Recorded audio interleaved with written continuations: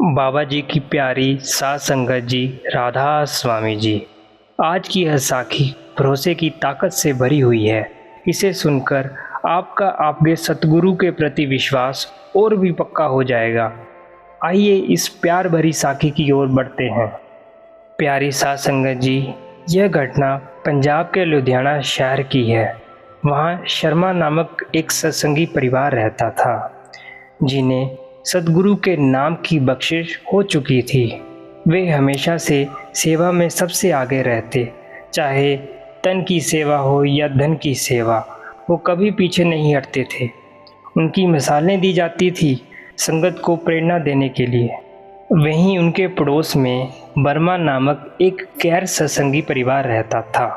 Burma परिवार की महिला मीना जी शर्मा परिवार की बहू सावित्री जी की अच्छी सहेली थी। मीना जी का बेटा विदेश चला गया था, तो सावित्री के मन में विचार आया, क्यों ना उनका बेटा भी अंकित विदेश चला जाए। उन्होंने कोशिश की, वीज़ा अप्लाई किया, मगर एक बार नहीं 3 बार वीज़ा रिजेक्ट हो गया।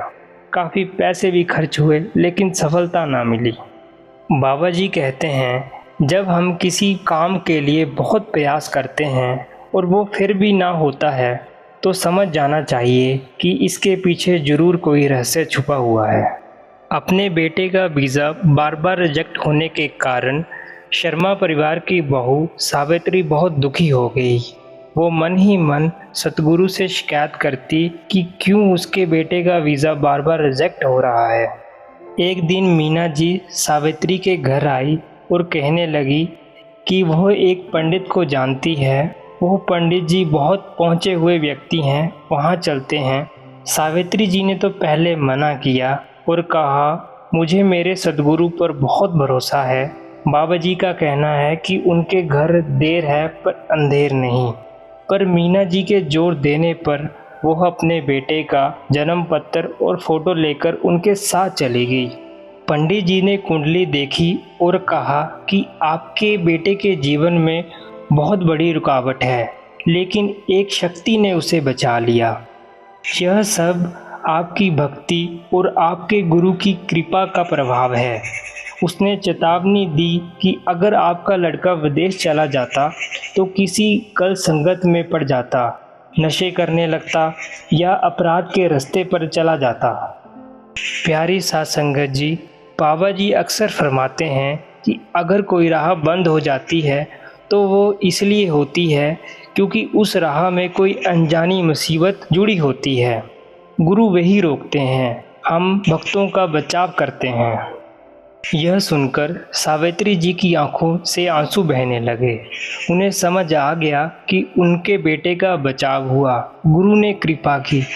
वो सोचने लगी कि अगर उनका बेटा विदेश चला जाता और गलत राह पर पड़ जाता तो क्या होता। अब उन्हें समझ आने लगा कि जो पैसा खराब हुआ था वो असल में किसी बड़े नुकसान से बचाव की कीमत थी।